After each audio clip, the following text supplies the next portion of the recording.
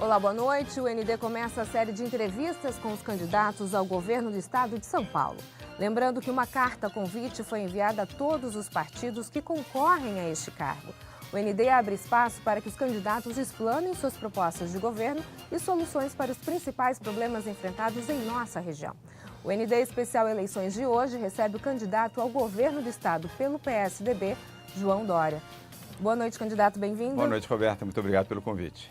Começar falando um pouquinho sobre a sua trajetória. Pergunta inevitável, né? O senhor saiu da Prefeitura de São Paulo e prometeu várias vezes que cumpriria os 4 anos. O que fez o senhor mudar de ideia? A necessidade de termos uma alternativa para o Estado de São Paulo seria interromper um processo de união e de ação conjunta do município com o Estado. São Paulo, capital, depende 40% do governo do Estado e 80% em segurança pública. Em saúde, em educação, em habitação, em ações sociais, habitação popular, 40% de todas as ações da capital de São Paulo dependem do governo do Estado e 80% na área de segurança. Ora, a perspectiva de não termos a continuidade desse programa poderia gerar o caos para a cidade de São Paulo e a sua população.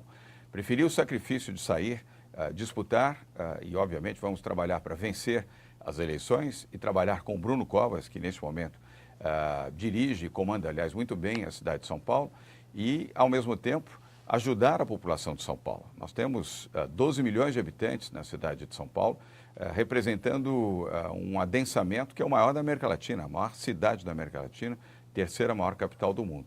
E vamos torcer também, já que estamos falando em eleição, para que Geraldo Alckmin possa se eleger presidente da República. E trabalhando pelo PSDB, nós vamos ajudar Geraldo Alckmin no maior colégio eleitoral do país, que é o Colégio Eleitoral de São Paulo, onde temos 33 milhões de eleitores.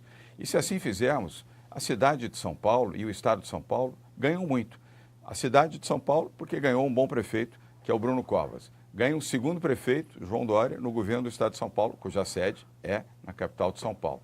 Os 644 outros municípios, onde vamos colocar boas práticas de governo, de transparência, de eficiência, de inovação, na área de saúde, educação, habitação popular, transporte, segurança pública, para que outros municípios também extraiam esse benefício, sobretudo aqui na Baixada Santista. E tendo um presidente da República como Geraldo Alckmin, que por ser de São Paulo, conhecer os problemas de São Paulo, terá a sensibilidade de apoiar as iniciativas de São Paulo, sem com isso discriminar outras regiões do país. O senhor acredita que ele tem tido um bom desempenho agora nas pesquisas? Acredito. E, Roberta, de fato, a campanha começa nesta sexta-feira, né, com o horário eleitoral. Quase metade do eleitorado, em algumas pesquisas, mais da metade do eleitorado, não tem ainda as suas decisões convictas de candidato à presidência da República, governador do estado, 2 vagas ao Senado, o candidato ou candidata a deputado federal e deputado estadual. Com o horário televisivo, que começa nesta sexta-feira, dia 31 de agosto, o horário da campanha eleitoral, aí sim as pessoas vão começar a sintonizar sobre a eleição e tomar as suas decisões. E eu confio que Geraldo Alckmin vai ter um crescimento bastante vigoroso a partir desta sexta-feira. E nós, que já lideramos a pesquisa, há 5 meses que estamos à frente nas pesquisas, em todo o estado de São Paulo, a nossa expectativa também é de crescer ainda mais. Voltando para João Dória, é possível falar que o senhor deixou um legado nesses 2 anos como prefeito da cidade de São Paulo? É possível sim, Roberta. Eu venho do setor privado. Toda a minha vida eu atuei no setor privado. Eu não sou da política, eu estou na política. Então fiz uma gestão muito dinâmica, muito digitalizada. Nós, agora em São Paulo, a partir do próximo mês de outubro, não tem mais papel. Isso que você está nas mãos, em São Paulo, acabou. Não tem mais, é digital. Qualquer projeto, qualquer processo, ele é digitalizado. Qual é a vantagem disso? Primeiro, velocidade, agilidade, menos corrupção, porque onde você põe velocidade e agilidade, não tem ninguém para vender facilidade, nem ninguém para comprar, porque o processo está todo ele digitalizado. Você acompanha na tela do seu tablet, do seu computador, e diminui os erros também. Outro legado importante é o programa de privatização que a cidade de São Paulo iniciou e que ao longo deste ano e dos próximos 2 anos com Bruno Covas será aplicado.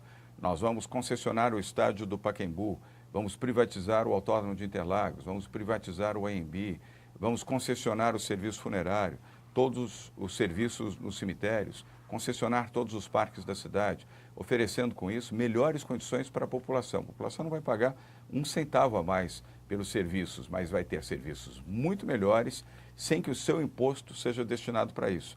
Como nos Estados Unidos, como no Canadá, como na Alemanha, como no Japão, na Coreia do Sul, apenas para citar alguns exemplos de modernidade. E foi exatamente isso que nós conseguimos fazer em 15 meses. E, Roberto, não para falar mal de quem me antecedeu, mas por uma dinâmica inspirada no setor privado, em 15 meses de gestão à frente da Prefeitura de São Paulo, fizemos mais do que 4 anos do PT. E por quê? Primeiro, pela forma de gestão dinâmica, efetiva, rápida, boa equipe, bom time. Aprendi isso no setor privado. Delegue, descentralize, convide pessoas competentes e sérias. E se não for bom, substitua. Nós substituímos 4 secretários que, infelizmente, não estavam produzindo na mesma média dos demais. Fizemos isso de forma educada, mas trocamos. Às vezes, na política, se eterniza a incompetência e quem paga por isso é o cidadão. No meu caso, como eu aprendi no setor privado, fui um empreendedor, aprendi que é eficiência, velocidade e transparência. E foram esses os vetores que nós colocamos à frente da Prefeitura de São Paulo e são esses os vetores que vamos colocar agora à frente do governo do Estado de São Paulo. O povo tem pressa, a população não quer ficar esperando. Já que o senhor tocou nessa questão de transparência, nessa semana, dia 24 de agosto, saiu uma matéria na Folha de São Paulo que a juíza Carolina Martins Clemêncio Duprá Cardoso, ela condenou o senhor por improbidade administrativa. De certa forma, o senhor teria os seus direitos políticos cassados. O que isso quer dizer na prática e o que isso interfere na sua campanha? É preciso explicar isso bem. Primeiro que essa medida ela é em primeira instância e ela não se trata de improbidade relativa a dinheiro. Foi o uso da marca Cidade Linda. Aliás, um equívoco, juízes também erram. Eu respeito os juízes, respeito os tribunais, mas vamos recorrer. Eu estou absolutamente tranquilo que isso não vai gerar nenhum tipo de problema e nenhuma dificuldade para nós. E não se trata de dinheiro público, nada, apenas o uso de uma marca Cidade Linda, que, ao meu ver, fizemos o que tínhamos que fazer. Um bom programa para a cidade de São Paulo e uma boa marca, um coração e o nome Cidade Linda. A juíza entendeu que essa era uma apropriação inadequada, nós temos uma visão diferente e juízes das instâncias superiores certamente terão equilíbrio para fazer esse julgamento. O que é importante para que você saiba, Roberto, e os que nos assistem aqui, eu tenho um bom padrão de vida, trabalhei 45 anos da minha vida, comecei do nada, com 13 anos de idade, de forma modesta, com salário mínimo, e fui construindo a minha vida no plano profissional, primeiro como funcionário, depois como executivo, depois como empreendedor, depois como grande empreendedor. Consegui um bom padrão de vida trabalhando e honestamente. Ninguém fica 45 anos no setor privado. Se você não é bom, se você não é competente, se você não é honesto, em quase 50 anos as pessoas já saberiam. Abri mão de todos os meus salários na Prefeitura de São Paulo. Doei, na verdade, porque você é obrigado a receber os salários. Recebia de manhã, doava à tarde para uma instituição do terceiro setor. Farei o mesmo à frente do governo de São Paulo. Eu não preciso roubar, não preciso de dinheiro público, não preciso de fama. Fama eu já tive, aliás, inclusive aqui na Band, onde eu durante muitos anos apresentei programa de televisão. Eu quero é servir. Eu quero ajudar os jovens como você, que estão nos assistindo, e as pessoas que amam o Brasil, a terem orgulho do Brasil, orgulho de São Paulo, vontade de viver aqui e, principalmente, confiança no governo. No próximo bloco, a gente continua a falar sobre política, mas antes eu tenho um recado para você. O ND Especial Eleições está de volta e a nossa conversa de hoje é com o candidato ao governo do estado pelo PSDB, João Dória. Candidato, falando agora na questão da Baixada Santista, o senhor está na terra do governador Márcio França, onde em São Vicente ele teve aprovação de mais de 90%. O que o senhor pode oferecer para essa região? Bom, eu quero dizer que aqui também é a terra de Mário Covas, a quem eu servi como secretário de Turismo. E aqui, na verdade, é a terra dos brasileiros, né? Não há propriedade, não há o sentimento de apropriação, é dos brasileiros. Aqui nesta região nós temos desenvolvimento econômico com base no turismo, muito importante. Eu fui presidente da Embratur, Roberta, e eu sei tratar o turismo com seriedade. O turismo aqui não vai ser um apêndice de governo, vai ser uma atividade fundamentada e importante no governo. Apoiar as iniciativas de Santos, Guarujá, de toda a Baixada, tanto o litoral sul quanto o litoral norte, tomando como base o desenvolvimento do turismo.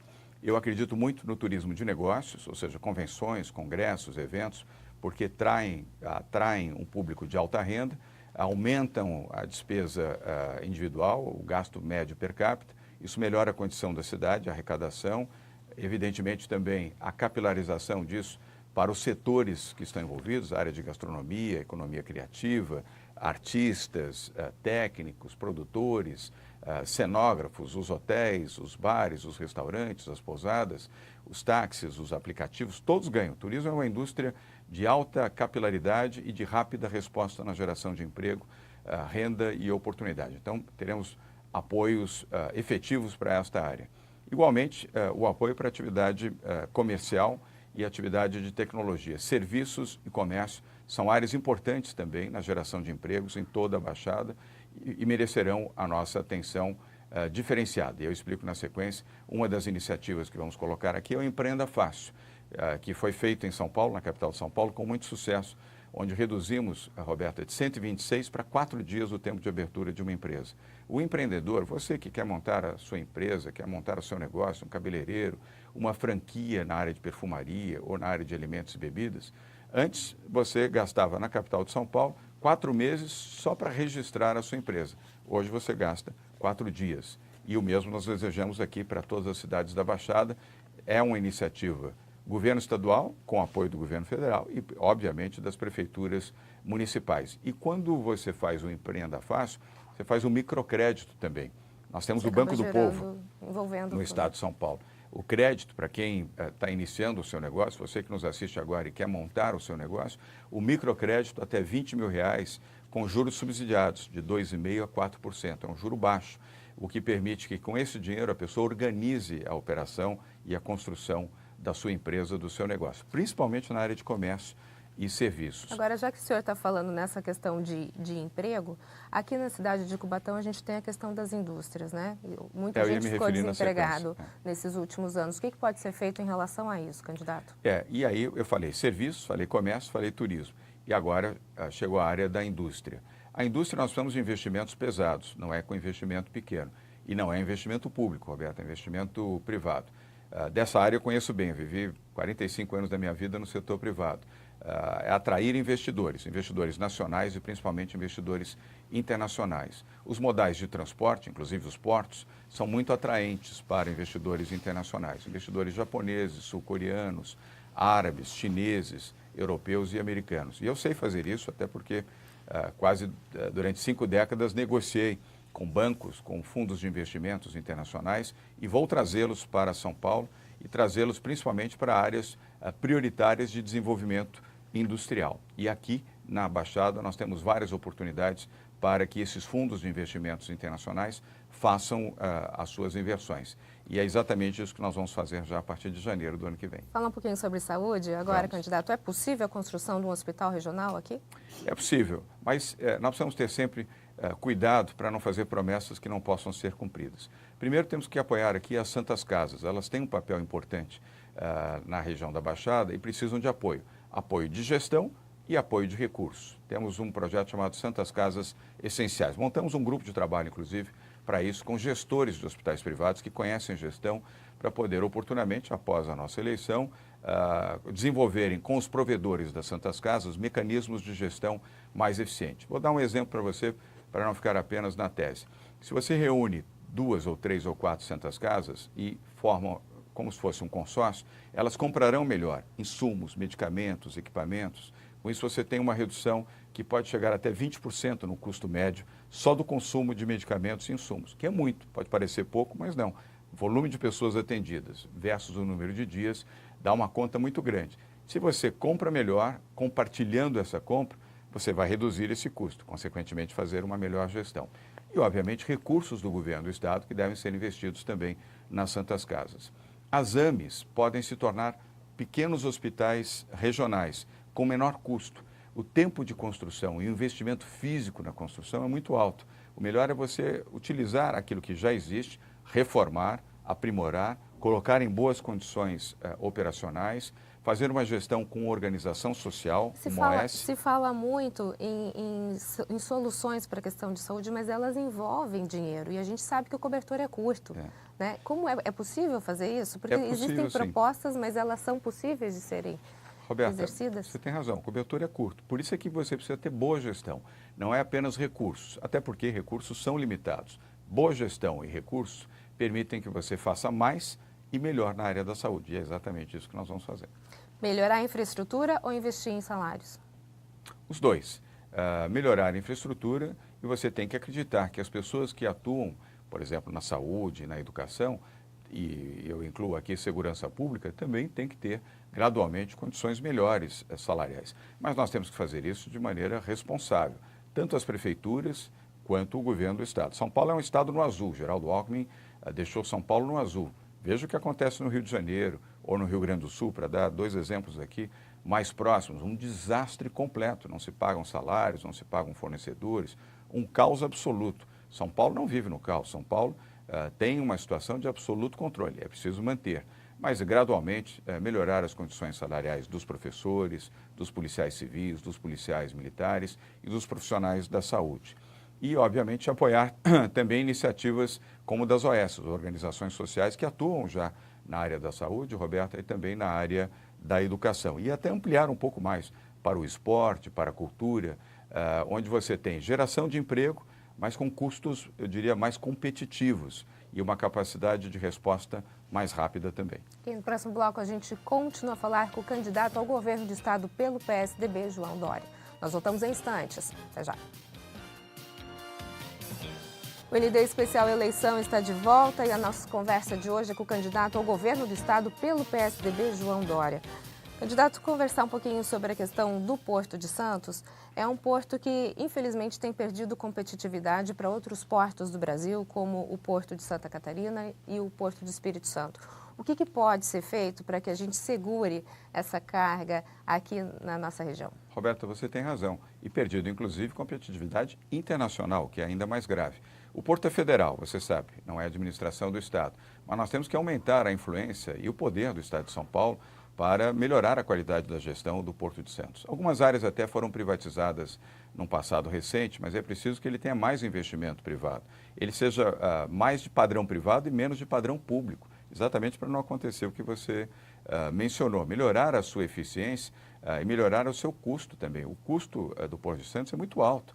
Todos os armadores privados se queixam muito da demora, do retardamento, custos adicionais, excesso de sindicalismo, e excesso, às vezes até excessos de pessoas, muita gente para fazer pouca coisa e fazendo mal.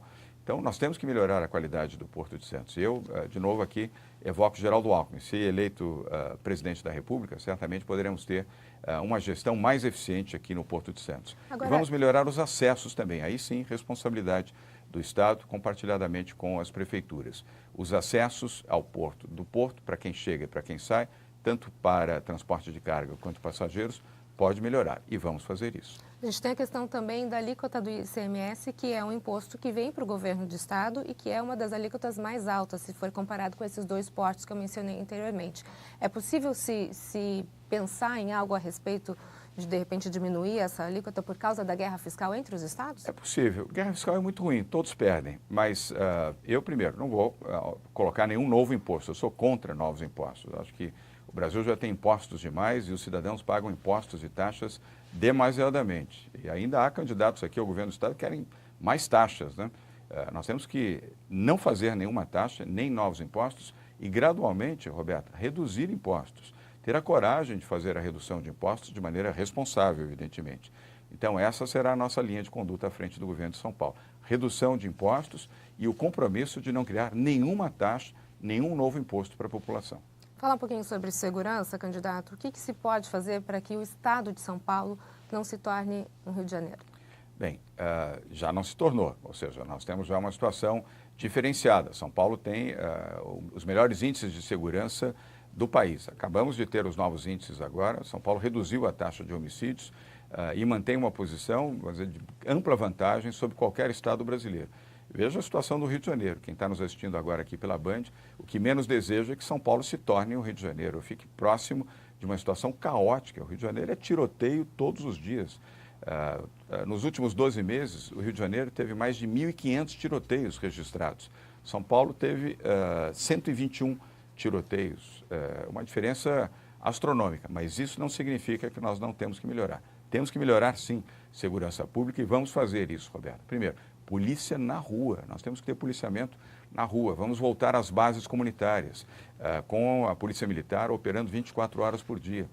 Vamos implantar novos BAEPs, como já existe aqui em Santos, Batalhão Especial da Polícia Militar. Nós temos 5 no estado de São Paulo. Teremos mais 17, serão 22 batalhões. Mas aqui, especificamente, o BAEP vai ter a ajuda de uma nova iniciativa, que é o DEIC Regional, Departamento de Investigações Criminais da Polícia Civil, melhorando a ação articulada Polícia Civil e Polícia Militar. Outro fato novo para anunciar a você e os que nos acompanham aqui na Band. Integrar também as guardas municipais. Hoje elas atuam completamente separadas, integradas. E mais, colocar um helicóptero do Águia aqui na Baixada Santista permanentemente para fazer a vigilância das estradas, a vigilância das praias e, com isso, a pronta resposta, ação imediata. A gente pode falar de uma polícia metropolitana? A Polícia Metropolitana já é, na verdade, as guardas municipais, que integradamente podem formar uma Polícia Metropolitana. Aliás, eu defendo, inclusive, o título. A gente que não quer utilizar o nome Polícia Metropolitana, eu defendo, eu entendo que é um nome adequado e aprimorando o treinamento desses agentes, eles podem ser classificados como policiais e estarem integrados à Polícia Militar e à Polícia Civil. E monitoramento de câmera. Vamos investir muito no monitoramento de câmeras. Bandido, Roberto, não quer ver policiais, ele não quer o enfrentamento com policiais e não quer as câmeras, porque as câmeras criminalizam. Juízes criminais, quando veem as imagens, eles dão a sentença e penalizam. E penalizar significa que o ladrão vai para a cadeia. Aliás, para onde devem ir todos os ladrões. Polícia nas ruas e bandido na cadeia. João Dória, muito obrigada pelas suas informações. Muito obrigado. Obrigado, Roberto. Uma boa noite a todos. O ND Especial Eleições fica por aqui. Uma ótima noite para você. Até mais.